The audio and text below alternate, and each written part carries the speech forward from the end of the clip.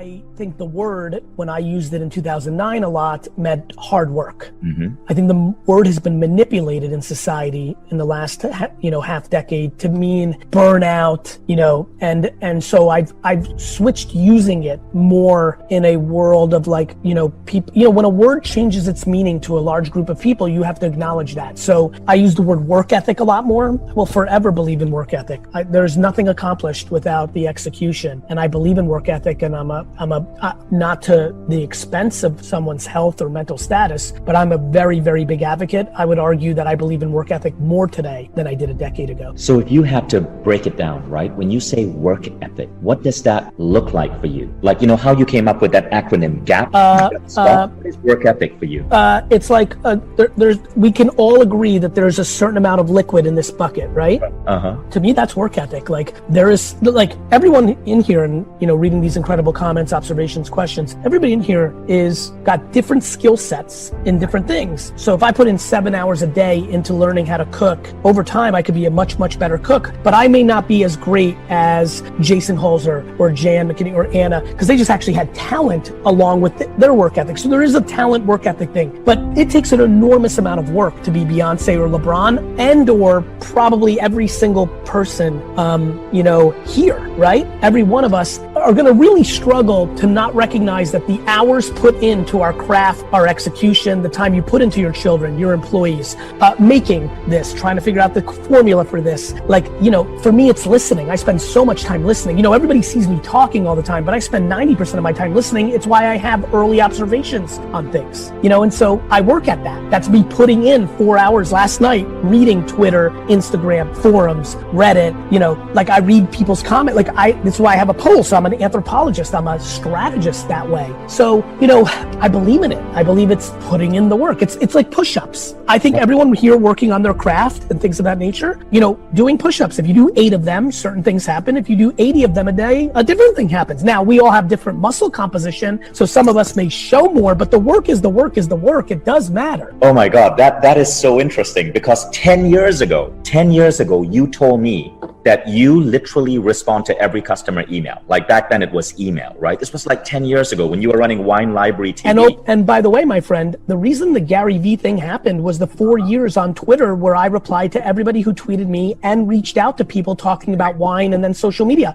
There is no people know who I am without the work I put in to establish context, and then my upside was predicated on how much value I was providing. I put in the work, but if all the things I've been saying through the years was to get people to come into my funnel and sign up for my course, or if I wasn't doing the right thing by people, or I have the receipts, they're all on the internet. You go look back at my stuff that I talked about in 9, 10, 11, 12, 13, a remarkable percentage became true. That's going to give me affirmation of a reputation. People talk about personal brand, and then people are like, I hate that term. I'm like, call it what you want. It's called your reputation.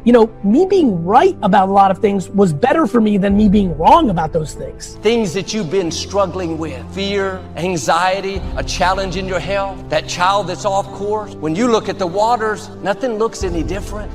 God is telling you a breakthrough is coming, but you don't see any sign of it. You want to believe, but your mind is telling you there's no way. But just like those waters hurried out of the Israelites' way, those obstacles are about to hurry out of your way. Now, you may have had that illness a long time. The prognosis doesn't look good. Receive this into your spirit. It's about to hurry out of your way. That legal trouble looks permanent. That financial difficulty, that situation at work seems like there's no end in sight. Now get ready. God's about to do a quick work. Lack, struggle, debt is about to hurry out of your way. It's going to happen suddenly. It's going to be a rapid turnaround. That's what happened for us here at Lakewood. When we acquired the Compact Center, a company filed a lawsuit to try to keep us from moving in. They said we violated the deed restrictions. Our attorneys told us it could be tied up in the courts for years. When we looked at the waters, like with Moses, nothing looked any different. A year had gone by, the other side wasn't about to bud. They had no contact with us. Looked like it could be that way for another 10 years. But one day, out of the blue, the other side called and said they wanted to meet. Our attorneys said it was probably probably a ploy, just trying to distract us. We met with them, and in a couple of hours, they agreed to drop the lawsuit and let us have the building. When it's your time, God knows how to have enemies hurry out of your way. Would have been one thing if we'd have won the lawsuit after 10 years. We would have been grateful. But God is not going to let the opposition delay you from your destiny. He has already scheduled your destiny moments. It may feel like you're falling behind. The opposition is holding you back. Stay encouraged. At the right time, that adversity is going to hurry out of your way. Red seas can't keep you from your purpose. God knows how to part those waters. Legal situations, companies that seem bigger, stronger, they can't stop God's plan for your life. It may feel like you're stuck. You don't see anything improving. Don't worry. God knows how to do a quick work. It can happen suddenly. The scripture says God hastens His word to perform.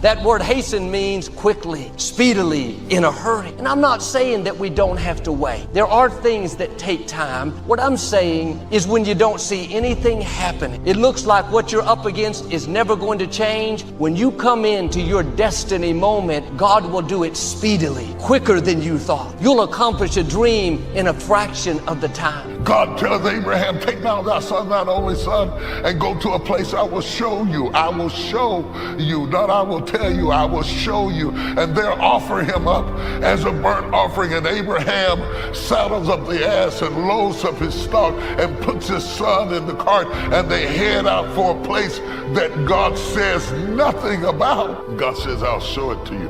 Can you walk with God in silence?